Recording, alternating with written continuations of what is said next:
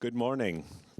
Thank you very much for being with us today at this breakout session that we're calling Impact Investment in Conflict Areas, Building Resilience Through Investing in Entrepreneurs. And welcome to all of you here in the room. Welcome also to everyone following us on live stream today. This is a session that, as the title suggests, looks specifically at conflict areas. And today we're looking at two conflict situations in particular. In September 2020, Armenians woke up to war. And most of us know today, the focus of our news is Ukraine, the second conflict. And I don't know if you've realized this, but today, the 3rd of June, is the 100th day of this war. It's day 100. So these two situations in Armenia and Ukraine will be the focus of our session today for the next 50 minutes or so. And I would like to introduce myself, first of all. My name is Nazaret Seferian. I work for EVPA, the European Venture Philanthropy Association, on a project called Collaborate for Impact, which is working in 5 Eastern Partnership countries: Armenia, Ukraine, Georgia, Azerbaijan, and Moldova, funded by the European Union. We'll talk about that program more during this session. And I want to introduce the 3 lovely ladies who are on this panel today.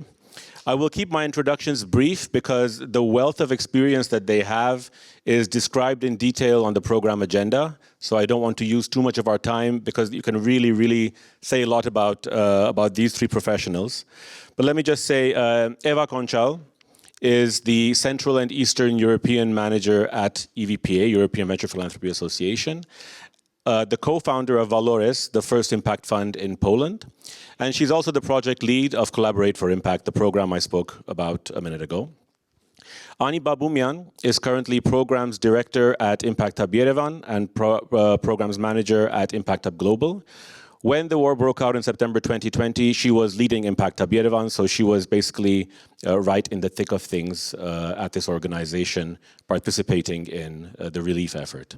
And Alyona Kalibaba is the co-founder of C-Lab Ukraine, and you'll hear a lot more about Alyona. She's, as I said, done a lot more work, and I don't want to take away from any of that, so please go into the agenda and see the wonderful background that our speakers have today. Besides being discussed here in this room and live streamed, this session is also going to feed into an article that will be published in a report called the Investing for Global Impact Report 2022, which is a report that is produced by an organization called Global Impact Solutions Today, Camden Wealth, and Barclays, and focuses very much on high net worth individuals. So when we're talking about impact investors, we obviously have to realize that we're talking about different kinds of stakeholders, and this is one of those groups we'll discuss in more detail in a few minutes.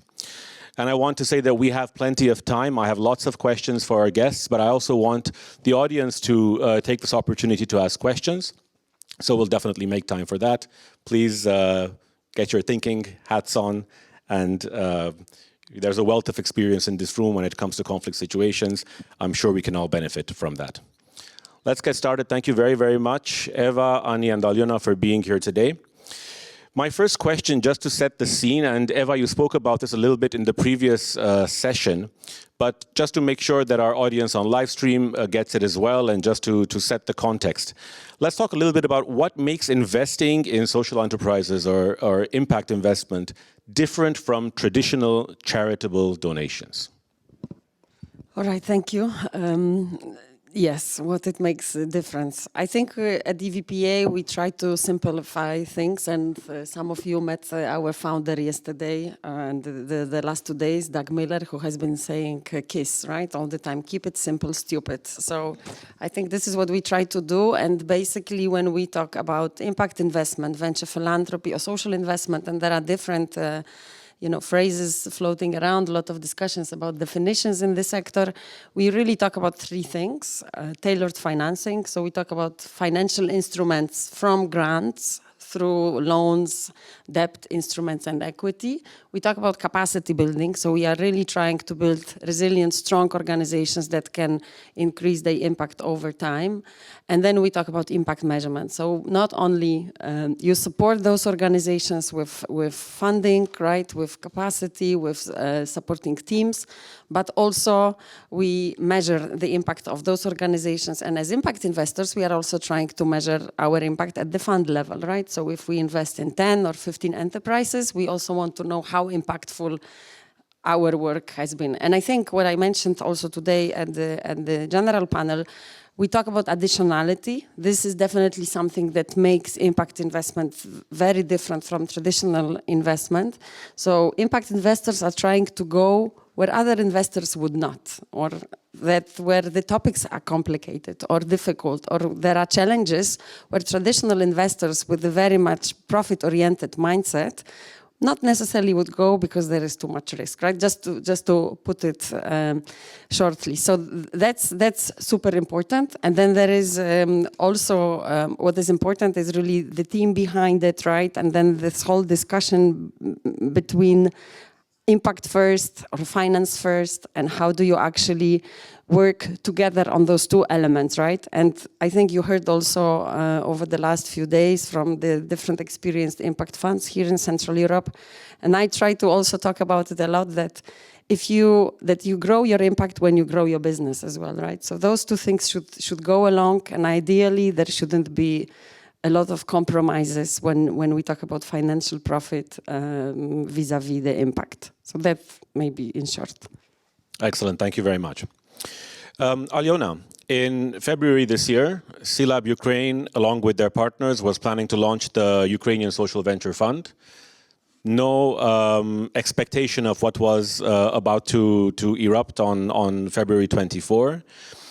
What makes impact investing in conflict situations different from impact investing in peacetime? What are you doing now in the middle of this war that was not on your plans in February before it started? Thank you very much, and thank you for coming. It seems that this topic is interesting. I see a lot of faces. So it's I want to excuse at the beginning because I can be emotional. Still 100 days, and it's not enough to take it in a calm way. But I will try. I make some notes in order to be in a frame, and to give you interesting information how we trying to deal with all the situation. So first of all, we are not stopped to work, and yes, we've been thinking about our fund for last 2.5 years, and we actually made the pilot in 2020. We invested in 5 companies, and all these companies are still working. So because we wanted to piloting the mechanism of investments, of social investments in Ukraine. And this year we plan to start with the first official big first investment round. So we've been preparing, but then we faced what we faced. And the difference, as you asked, is, so first of all, you need to be very fast. So the speed in taking the decision is like enormously increased. It's like this. So you don't have time in order to discuss, approve, and all other stuff. Then, of course, it's a lot about the emotional involvement. So, because as an organization, CLAB is not the fund. CLAB is NGO. And in our structure, it is 4 organizations who founded the fund, I mean the impact fund. And CLAB, one of the shareholder, one of the founder. And as an organization, we had focus on development of ecosystem for social enterprises and its educational programs, supporting the founders, mentoring and other stuff. So when it started, before we just discussed the plan B, thanks to our boss, the leader of our organization, Anya, because we discussed what we are going to do if it will happen. So it happened, and then we immediately started with a humanitarian initiative. It was the 3rd day of the war that we started with the humanitarian initiative. It's called Shelter Ukraine. It wouldn't be possible without Eva personally and without Valoris Foundation and all founders, because they immediately been included, involved, and we even didn't plan, we just started to work. The idea of the shelter initiative is support immediate needs, humanitarian needs of civilians. If you are following the news, so you see that a lot of people supporting army, soldiers, so Ukrainian people equipped Ukrainian army for, yeah. But with civilians, it was a huge problem because people started fleeing. It was really scary, and nobody knows what to do.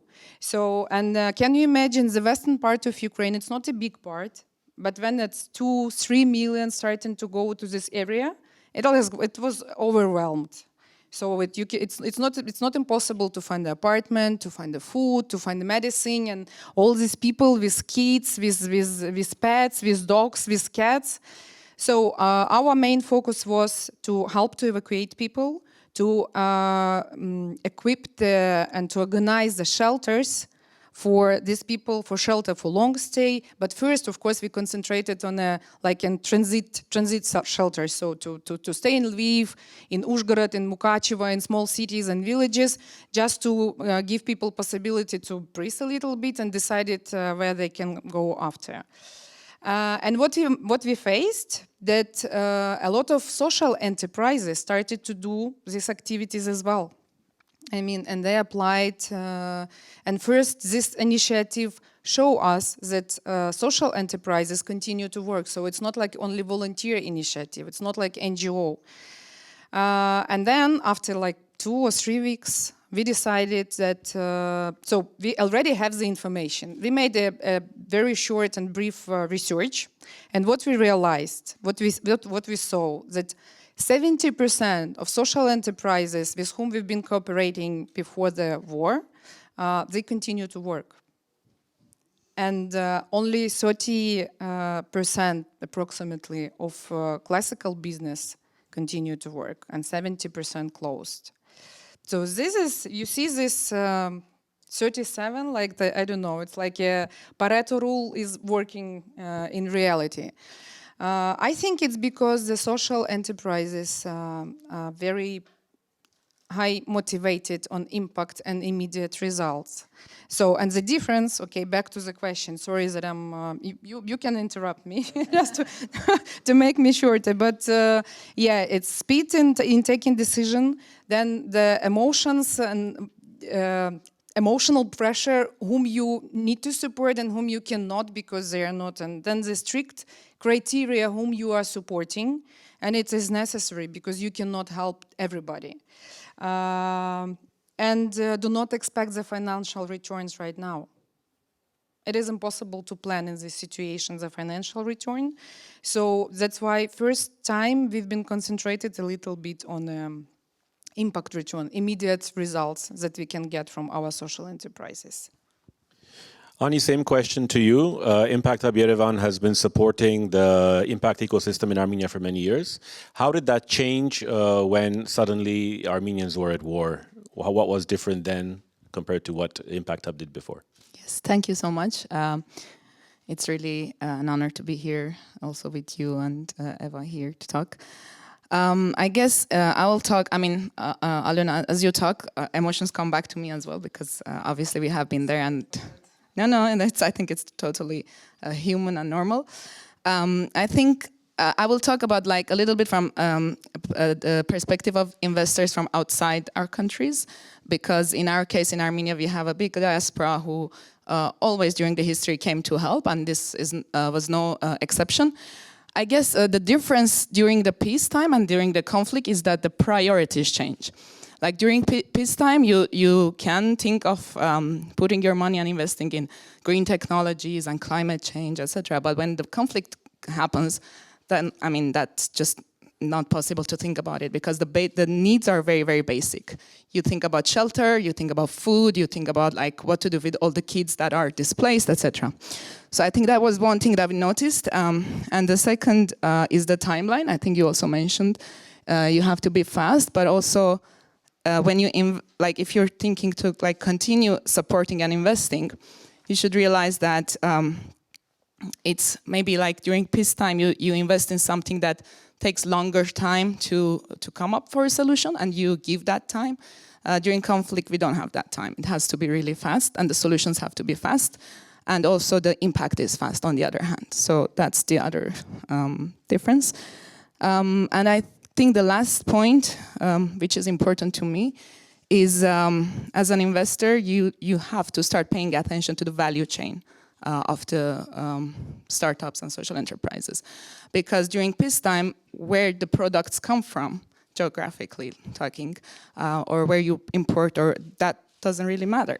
But when you're in conflict, that starts making a difference, because if your investment goes to support a business that is buying the products from a country that makes the economy of that country stronger, that then buys weapons and kills your people. So I think you should pay attention to that. Thank you. Thank you very much. The emotional aspect is definitely very, very human. But what I want to do now is zoom out of Armenia and Ukraine for a minute and ask Eva a more general question. Eva, feel free to be emotional when you answer this question, though I don't think it's a very emotional one. But you never know. What kinds of impact investors are most effective in these processes? I mean, we have institutions, individuals, governments, international organizations. When you have a conflict and there is a need on the ground for support, and you have entrepreneurs on the ground who have solutions for the problems that have suddenly come up, what kinds of impact investors are most effective? How do you see the differences between these different kinds of impact investors? The fast ones. really, I think already Elena and Ani, they said it. I think we've been lucky with this Valores initiative, right? With Seal Up Ukraine, with Shelter Ukraine, because we really did it fast, even though we had some really slow, like a lot of technical issues and so on. But we were really fast because we were raising money from individuals, because we've been engaging individual people, because we relied on our network of contacts, because we had a very credible organization that we knew in Ukraine, and that we could go out, I could go out, and many of our funders and investors could go out and say, we actually have an organization in Ukraine that is very close to the problem, that is there. They have two other organizations, right? Because Sila brought on board two other organizations. They immediately divided the whole country into 3 regions, distributed among themselves the workload of connecting with their networks in the region. So being fast, having a local partner on the ground, and really all our investors, they were very much convinced by that, right? We only saw later on international development organizations coming to the country like a month and a half later. And when you have a situation like Elena described, like those people are there now, right? They need food, they need place to stay now. They cannot wait for another month and a half, right? It's like with the new package of sanctions from EU right now, right? We're going to have another package of sanctions, and in 6 months from now, there will be less revenue for Russia. What's going to happen in those 6 months? Like, who's going to support those people there, right? So only the investors and the supporters that can really react fast and can trust what I was saying earlier, trust the local people who are there close to the problem. And I'm not saying that we shouldn't be supporting international development organizations, but think about it before you actually send your money, where you're sending, and actually it makes sense to spend a little bit more time on researching and connecting with those that know the local players better. And our money, even small money, can really make a lot of change. So definitely individual people, families, corporations have been not bad as well, because, different corporations, IT industry, heavily relying on Ukraine. There has been a lot of people working for IT industry, moving their families, providing support directly, moving sometimes the teams, if it was possible, to other countries. That has been also working, right? Because there was an interest, right? There was a vital interest also from those companies to support the people on the ground. Thank you. Let's go back to the actual conflict zones. Armenia, even post-conflict, there is instability. Ukraine, as I said, is still in the heat of it. Let me ask you for some specific impact stories, if you can, right? What are social entrepreneurs doing in these countries now that are, solving some of these big challenges? What challenges are they facing? How are they overcoming them? Anya, let's start with you this time in Armenia, and then we'll go to Alyona in Ukraine. So maybe, I can give just our example and what we did.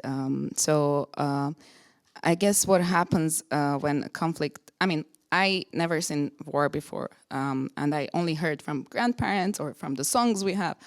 But when it happens, and I really wish that nobody will have to see it, and I'm really sorry that it's happening in Ukraine, but I think the first reaction is obviously shock, like you're shocked. You don't believe that's happening. You're like thinking, okay, it's like maybe 1 day, 2 days, 1 week, but then you realize, okay, it's not finishing.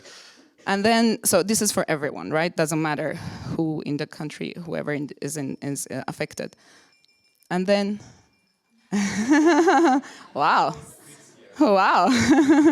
must be the emotion and the energy. A little bit. So afterwards, I think the difference as change makers, and we're not the only one, okay, and Impact Up was one of the organizations. We have very good organizations also who've been really active. So what happens after some time, you realize that everyone wants to help. And that's beautiful to see. Everyone comes together, everyone selflessly, and they want to do something. They want to, okay, I bring a jacket, bring something, give money, everyone wants to help. And it's really, really seeing that unity of people coming together, it's really beautiful. And then you realize, okay, what can we do a bit differently? Because this we're seeing, people are driving their own cars to help people, to evacuate them. People are sending food, and the government is doing their part. But then I guess in our case, what we realized was that we have to go and talk to government and tell them that we can help them, because obviously, as you said, no one is ready. At least in our countries, they're not ready, and they're understaffed. The governments are understaffed. So we have some connections with the one ministry, which was in charge of basically the people who were displaced from these areas. So we went to them, we talked to the ministry, and we said, look, we have all these volunteers, all these people who are ready to help, and let us know, let's collaborate and help. So and the good thing, I think, one thing that is, again, very nice to see is the civil society has the trust.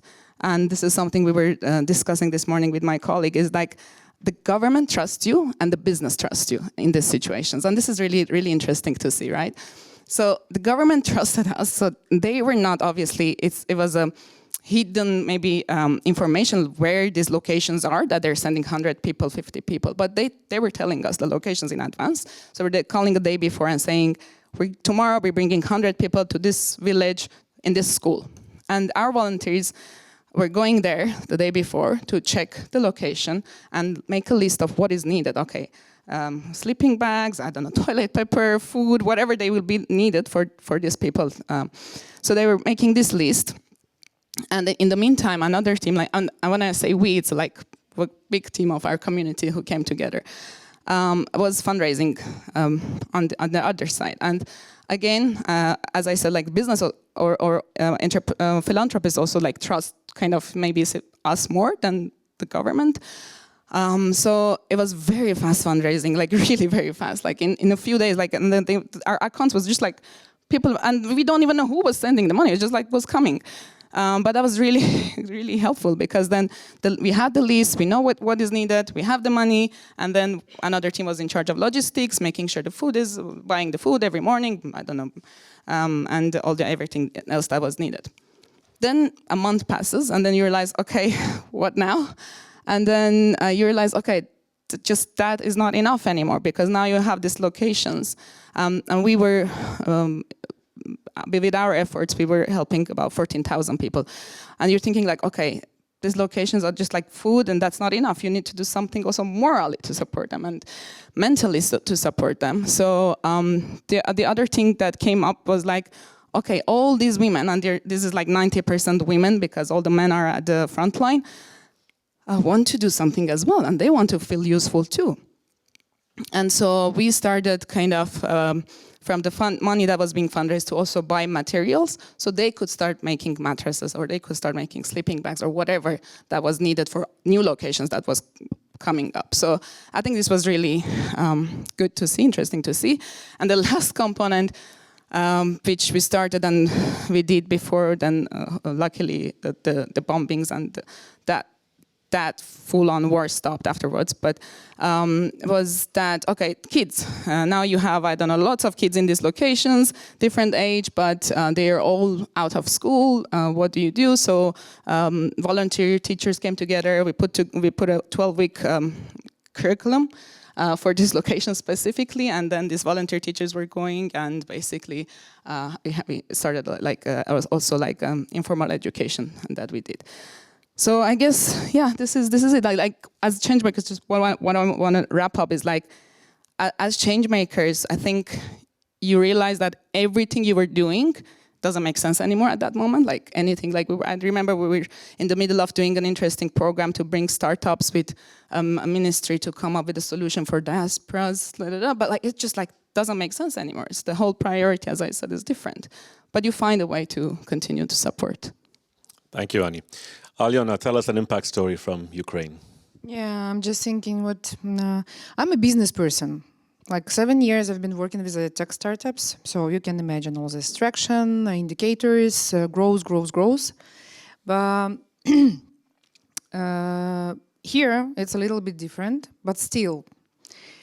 Almost all of the social enterprises started with the volunteer models. Like they found the textile, or they found the materials, they found the raw, and continue to produce something. Sleeping bags, all these special keepers for, I don't know how it in English, for tactical vest. Yes, and this medicine bags. So a lot of different, like gloves, what the army needs. That was the first. And the sleeping bags, it was needed also for people who displaced, because it is then all this bed linen is also what needed. And people immediately, and social enterprises immediately, who has a sewing workshop or equipment, they started to do this and produce it like in 50, 100, so non-stop, 24 hours. But then, after 3-4 weeks, they realized that money are finished. I mean, people need to eat something. They cannot just work. And even in the places, I mean, so in the big cities where they're working, they realize that they need somehow to transform. And when we opened the first call, of course, we wanted to make it as we planned, like the partly returnable grants, in order to have the part in the fund that will be circulating with the money, will be returned in 3 years. It was our model. Here we realized that we cannot do it right now, so we decided very fast, as I said, so the speed is matter, that we will provide with the grants. But we, for ourselves, understand that we have shelter initiative, Shelter Ukraine, and this is a completely humanitarian initiative. And our activities as a fund should be concentrated still in order to support the entrepreneurial part. That's why we put as a business potential. Even it's hard to plan, but we put it as a criteria. It's really hard to evaluate in this situation so we a little bit decreased the line, like trying to assess the viability of business and the correlation with today challenges, like the challenges that we met. So examples, what we had as invested, we granted 13 companies, and it was a kind of support of companies in order to continue entrepreneurial activities, so continue to business. It was relocation of business. Even in this room, we have Vika, who was relocated from occupied territory to Ukrainian territory, and she relaunched with her business. So we assessed how quick and how fast she can do it with her team, because the warehouse it wasn't possible to move all products from the occupied territory in Kherson Oblast. So, and she said they calculated, we made the manual due diligence, like with all companies. 2 weeks. So, and we calculated that it will be like 3 or 4 working places. And they are ready to employ the disabled people, displaced people. Okay, so that was very fast assessment. And we understand that here is the potential because she has like 2 years of entrepreneurial activities. They already acted in past as a social enterprise. So one part is what was a relocation, a relaunch of the business. Another part is that some social enterprises started with a new products like sleeping bags. Our request was, guys, yes, we understand that you can continue with the volunteer and fundraise money for materials and continue to produce all the sleeping bags. I don't know how many sleeping bags been created for last 3 months in Ukraine. I don't know. I think that it's like millions for the moment because everybody was starting with this. How you can build it as a sustainable because you cannot continue it forever in this way.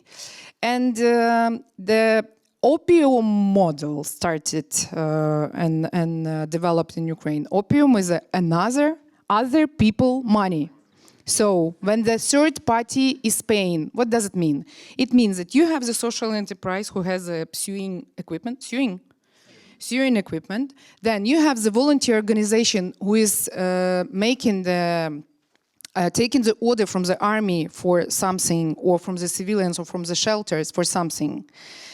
So they have the request, and you need, and they fundraise money for this, and you have the final beneficiaries, soldiers or civilians or kids or so who will use these products. So our idea was to enhance and to encourage such models in order to at least fill in the basic sustainability for such companies. So opium model started to work. And with social kitchen, for example, social kitchen is what really started to be almost all classical businesses and restaurants started to work as a social kitchen. And the third party was paying. So we call it the hanging payment. You can pay for bread, for example, for people in Chernihiv Oblast who doesn't have and been destroyed all this bakery after the Russian army left. So you can pay. You want to help? You can pay, and then it means that somebody will get the bread. Or you want to help army? You can pay, and then the sleeping bag will be produced. At the same time, the social enterprise will get money for their work. So by this, we built this system that helped. And I want to give this example. I'm sorry, I even translated it because it's hard to explain in English. I still believe in unicorns, and I mean. The worst situation provides the greatest opportunities. It sounds really stupid, and when you are disoriented, it's really, I mean, when you're disoriented, it sounds really stupid. But it is. I mean, sometimes it happens. And we've got one application. They've been a touristic club in western part of Ukraine who is organizing the summer camp with a touristic summer camp for kids. And their social component was that they made a few camps for free for kids of veterans of ATO from 2014 and for ADP, internally displaced people, because we have a lot of people also from 2014 from Donbass. And so they've been working as a social enterprise. They have the commercial camps and they have these camps for vulnerable groups. And they have their own workshop where they produce the special equipment, balloons and other stuff, so they with special materials. And when the war started, they get the order from the army for the special constructions for hearted people, for hearted soldiers. And then they develop an MVP. They found the special textile the thermal imager cannot see. What does it mean? So they start to produce the tent camp for 15, 20 people. Because this is the strategy of Russians, they see all our bases and just destroy them with our soldiers. By this stance, it's really hard to see it. So this is like a completely new. Nobody do it right now. Innovation. So and they don't know. So they apply to us for special equipment that will help to increase the speed of production of such kind of tanks. In 5 times. So it means that they will produce 2-3 per week right now. And yeah, okay, I'm finished. Thank you very much.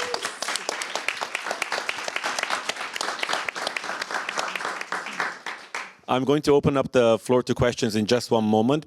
While I give you a few more seconds to think, I want to ask Eva one quick question. Eva, you mentioned this in the plenary session as well. I just want to repeat here that the Collaborate for Impact project that EVPA is implementing, funded by the European Union, has brought to this event delegations from 5 Eastern Partnership countries, obviously Ukraine and Armenia, but also Azerbaijan, Georgia, and Moldova. And these are all countries with ongoing or frozen conflicts. So my question, Eva, to you is, what would your message be to impact investors when it comes to investing in Eastern Partnership countries? This is what we want to encourage as part of this Collaborate for Impact project. What would be your message to impact investors using this platform today? Well, I think, first of all, the examples that you gave, I think they speak for themselves, right? That, first of all, the numbers that Alena gave, right? And we actually have data. I think ABN AMRO Bank in Netherlands has been supporting social entrepreneurs for 10 years. And then 10 years later, they actually proved that the portfolio of social enterprises is more resilient than the venture capital portfolio that they have been supporting. So for me, this is really the key argument, right? That the people behind it, the motivation, the passion is there. Of course, they need to learn the Excel sheet and all that at some point. And it comes, and that's why we are working with our partner organizations in those countries so that they actually do this financial literacy training and capacity building and all of that. So for me, this is really the argument, right? That you invest in those businesses that can be more resilient and that can produce impact.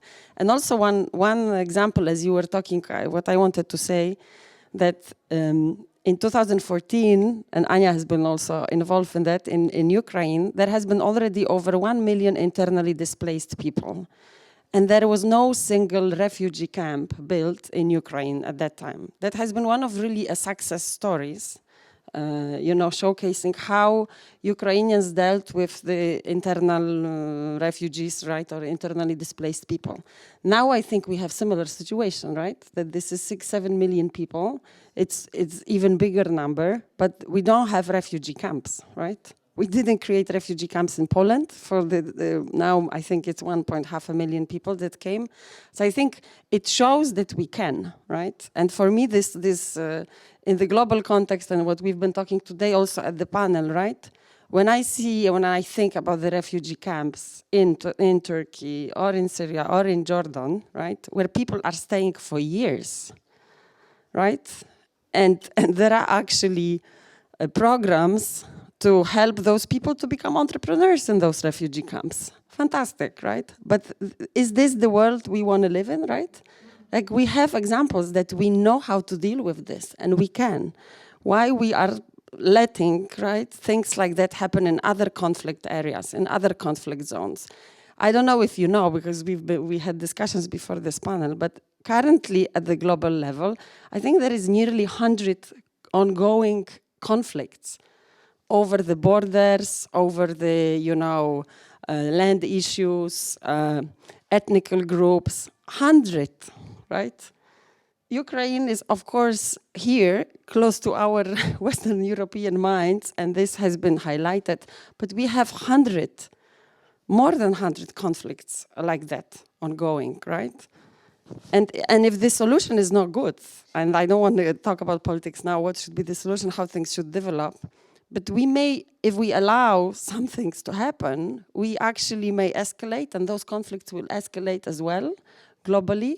And this problem of, the refugees and will be even stronger. So that's why I say in those cases that really investing in education and entrepreneurship, of individual people and communities is really way to go, so that people can take care of themselves, then they are able to also sustain their living, sustain their jobs, so they won't be attracted by some radical movements that are offering them, alternative ways to live around values that we are not able to provide as people that are really talking about, community building, integration, right, friendship, and all of that.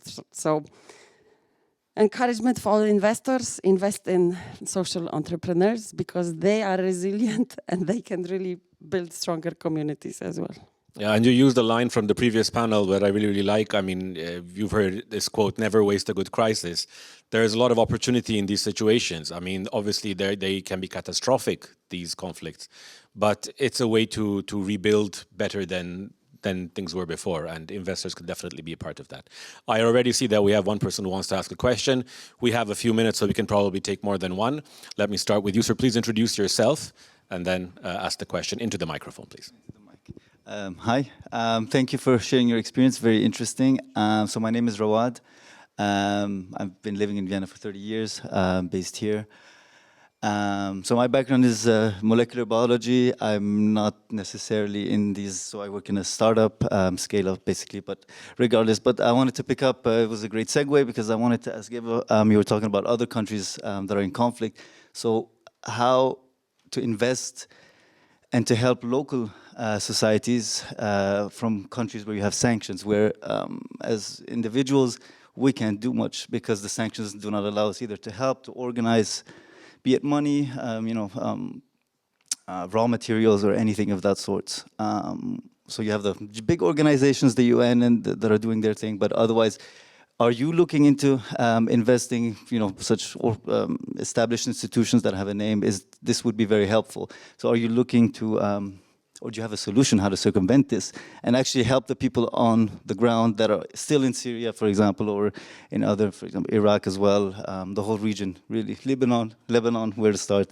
So yeah, that's my question, really, how to get on the ground there and not necessarily in the refugee camps or here. This is like a big, yeah.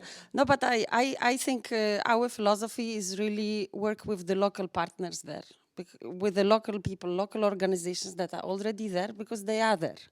We just need to find them and identify them, right? I mean, as I was saying, we are preparing now also with EVPA to work in MENA and Middle East. And we really spend a lot of time and talk to different people that are already there in the region. And we ask them, who are the people, who are the organizations that are not super well funded? Because there is many that are super well funded, but really the ones that are locally, they understand the context, they can reach to communities that otherwise are not getting support, For me, that's really the way to go, right? And I mean, how to help those where we have sanctions. I mean, in our project, Collaborative for Impact, we had 2 countries. We had also a partner organization in Russia and in Belarus. In Belarus, we actually didn't really kick off because the situation worsened then almost in the first year when we started. In Russia, it's been this year, right, that we needed to stop working. And then we are happy that what we did is that actually one of the team members from the Russian team, from our partner organization, Навстречу переменам, Olga, she moved to Armenia, and we've been able to offer her a job opportunity, right, in Armenia, and she has been hired now by Impact Hub. So I believe in this collective responsibility, unfortunately, good people suffer as well. In Russia, there are also good people that suffer, but this is how it works. It might be radical, but unfortunately, this is how it works. And then, we cut institutional relationships, but we try to support individual people. We have some people that moved out of Russia, and those we can help. But those who are in Russia, we are not able to transfer money, for example. This actually would be very risky for them as well, right? So it is difficult. I don't have the answer, but really local partners and helping those individual people, I say this is that much that we can do. Thank you very much. Wow, we have a lot more questions. Let me start with you, sir, and then I hope to have enough time for everyone. Thanks, inspiring stuff. This really is. And I mean, coming from our previous panel, the story was self-organizing. I'm just hearing that so much more strongly from you as well. And self-financing, working out how to get the money flowing back through the system and creating more money. I know, coming from the environmental world, that conservation groups come in, they tell people what to do, they try and work with local organisations, but they have different agendas, often conflicting, and you know, if you're on the ground trying to manage this, it's a disaster. It's really difficult. It must be the same for you guys as well. There must be a lot of international organisations trying to come in and work with you. What's the solution so that gives control to you so that you can say no when it's going in the wrong direction? And that's particularly important when the peace comes and the rebuilding, because if there is going to be $500 billion coming into Ukraine, you guys have to control it, and the story has to be very well controlled. The ethics have to be there. Let me ask Alyona to answer that question, but briefly if possible, so we can get the other answers as well. Unfortunately, going back to Eva's point, not all conflicts get equal attention.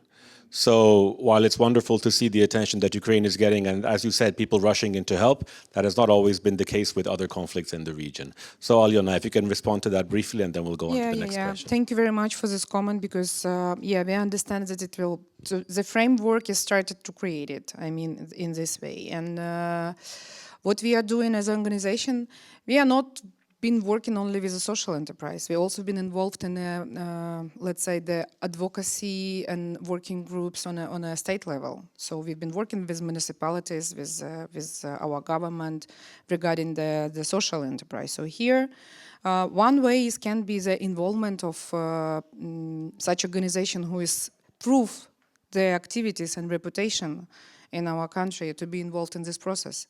And that's why we are researching this and taking, I don't know how in English, руку на пульсе. Taking, so so we are researching what's going on, and we see what the topic will be, the hottest topic.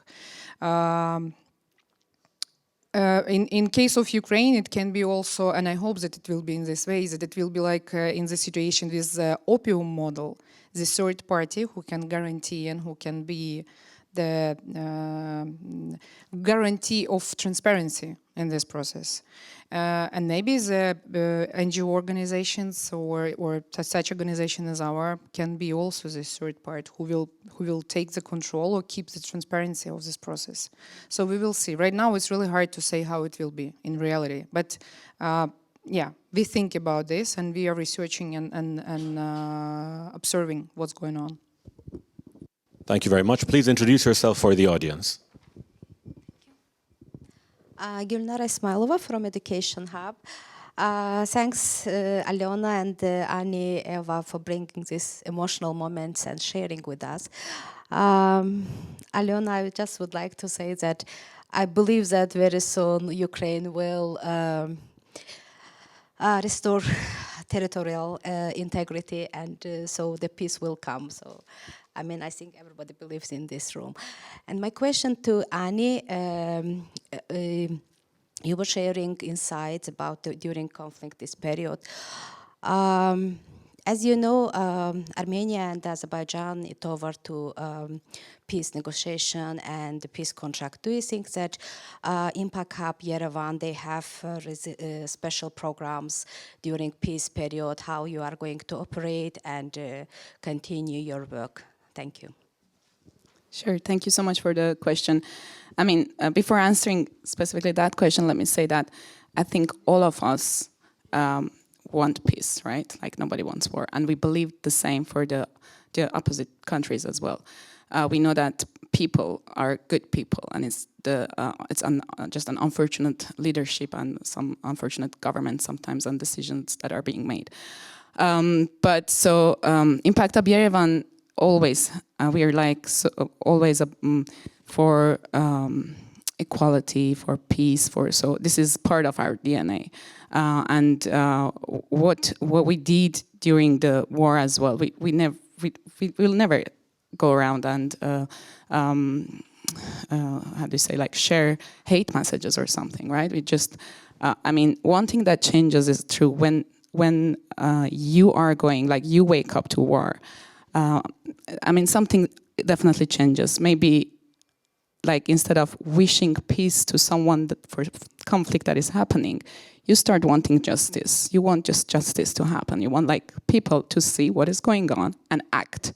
And this is one thing I've been saying, that we started seeing a lot of organizations trying to be politically correct, and we understand that, but it doesn't help. It just doesn't help, and everyone is trying to say, oh, we invite both parties to just, I don't know, de-escalate, and we wish peace. Like, if you're just being bombed, your husbands are on the front, right, being killed. You want justice, you don't want peace. But having said that, we're definitely for making educated, like through our education, through our programs, advocating for collaboration. And this is what is important and will be always important for us. I think this is how I'll try to answer that question. Thank you. Thank you. We have very little time left, but there are still 4 people who want to ask a question. So what we're going to do is the following. I'm going to give the mic to those 4 people in rapid succession and ask you to formulate your questions in 1 sentence, 1.5 sentences if possible. So we're going to voice the questions. You're all going to hear the questions. And we're going to see which of our speakers wants to address which one in the amount of time we have remaining. And then the rest, you know, the speakers see the person asking the question. After the session, outside, they'll have time to answer your question. So we'll start with you, then move over here, and then to the back of the room. Perfect. Thank you. My name is Sofia Oszczepska. I'm also from Ukraine. I would like to ask Eva a question about the role of neighboring countries, especially Poland, because now you're coming from Poland, in helping the Ukrainian crisis and the refugees. And I know it's been incredible, the help and the support, but I just wanted to know a little bit more of a personal perspective. What do you believe has been the success factors and what we can learn from this story? Well, I think Thank you. Eva, sorry, let me get the other questions voiced. Please introduce yourself for the audience. Hi, I'm Alla Pavlova from Ampega, Armenia. My question is to Aliona. As you said, during the conflict period, the priorities have changed, and a lot of social enterprises and organizations like yours that support the impact investment in the country, they switched their activity to more humanitarian. So my question is, now probably you're already thinking about the recovery period, and what would be your priorities and what is your roadmap there, if you have already thought of that? Thank you. Thank you. Thank you very much. My name is Nikolaus Hutter from New Paradigm Ventures based here in Vienna. It's my perception that having spent quite a few bit of the weeks here with you, that the female ratio in your cohort and your crew is extraordinary, and I applaud that. I'm trying to go girly with my pink sweater here. Perception is that when we asked like what's the way forward, my belief is that if we get more women to define the way we collaborate and the structures in which we do that, then even integrating males into it's much more productive. And do you agree? Is that also how you see it on the ground? No, and crucially, how can we systematically engineer that? more women. Thank you, Nicholas. And the last question I want to have voiced out before I return to the panelists. Diana Chobanian from Impact Hub Yerevan. My question to you comes from my observations from having the unfortunate fate of leading a major humanitarian assistance effort in Armenia during the war. I observed that there's lots of investors, even people who weren't even considering themselves investors before, wanting to invest in something that is producing very immediate and tangible results. And my failure lesson is that we need more organizations which are connectors, which are doing soft, intangible solutions. And my question to the three of you is, how can we promote or create awareness around these soft solutions, intangible solutions that are tackling the consequences of wars and conflicts in our countries? Thank you. Thank you. So now, given the real scarcity... Just the, well, you have to use the microphone because we have people following on live stream. Really quick, please. So my name is Fabian. I'm a political scientist and entrepreneur, and I was wondering, what would your opinion be on which approach could be used to bring impact investing into preventing conflicts more? Okay, thank you. That's an excellent question, but that is a long answer. The question is really short. So, you heard the applause in the next room. That session's done. We have very, very little time. As the only man on this panel, I want to take only one of these questions and let the rest of you meet outside. And that was the question about women and the role of women in the conflict. Because, indeed, I mean, in conflict situations, as you've heard from our speakers, the men are out there killing each other. And it's the women who rebuild. And this is the situation where the man on the panel shuts up and listens to the women. So if you can, please very briefly, along with your closing comments, tell us a little bit about what you think the role of women is when it comes to conflict situations and impact investing in conflict situations. A couple of sentences each. I apologize to the other people who asked questions. These are really good questions, but we're really short of time. And the only job I really have as moderator, when you have such great panelists, the only job you have to do is timekeeping, and I'm not doing a very good job of that. So, exactly, I know. I'm not doing a good job, but I'm self-aware. Who would like to talk about the role of women? A couple of sentences each. Aliona. Honestly, I didn't think about this. We just discussed it, but we discussed it in a framework of NGO and social sector and social projects and initiative. In context of war in Ukraine, I didn't think about it. I saw such a lot of men, guys, and male, who is making too much work, like driving, evacuating people, helping, and even founders who is applying to us. I think it's like 50-50, male and female. So I cannot, yes, I know that it's more soldiers are males, and this is, yeah, but female is also. So in our case, concrete to Ukraine case, I don't think that right now this is a question of priorities on something like that. I'm going to try to answer it this way, that this is not just now, right? If we look at the history, and even if you think about, I don't know, hunters-gatherers time, like men went on hunt and women doing everything else. And I think this continues today. And yes, I'm not decreasing the role of men in our lives, in our society, but it's really women who get organized and then handle and multitask and manage million things on the kind of on the background. And I think this is also the case when the conflict erupts, right? Like in the families, in organizations, in everywhere in the society. I think we are really good at that, handling that and managing and organizing and bringing people together and trying to just motivate everyone to stay focused and continue doing what they're doing. I really cannot add anything more because I agree completely. And I think maybe once in a lifetime, I will not be modest. And I say that the fact that, we have really a female-dominated team in this Collaborate for Impact project, and we managed to bring, 20 amazing stakeholders from the 5 countries here, and I think we're going to continue, and we will be bringing even more people from those regions. But this is all us women, right? Driving. I mean, no offense, Nazareth, right? But really, this is the case. This is the story. It just confirms what Annie says, and we are all mothers, right? We have all kids and husbands, right? And we know that this is life.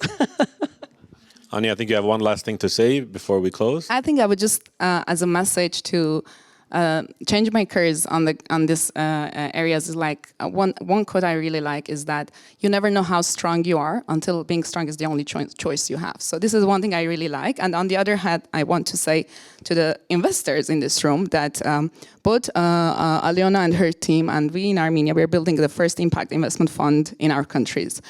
And why you need to consider investing and partnering with us is because and this is another quote, an Iranian quote that I really like, is that human beings are like parts of the body, right? And if you have pain in some part, the whole body doesn't function, right? Like if you have a headache, you don't function properly. If your leg is broken in pain, you don't function properly. And even if you think that this war is not where you are, it will affect you where you are. And investing and thinking about, I'm not saying putting all your money in our countries, but diversifying, right? You have this diversifying and putting some eggs in these conflict areas, because if we don't fix if the situation in Ukraine or in Armenia or in other conflict areas, it is going to come to you, to your family, and to your money and to your business. So that's it. Thank you. It will Thank you come very to your much. A door. round of applause.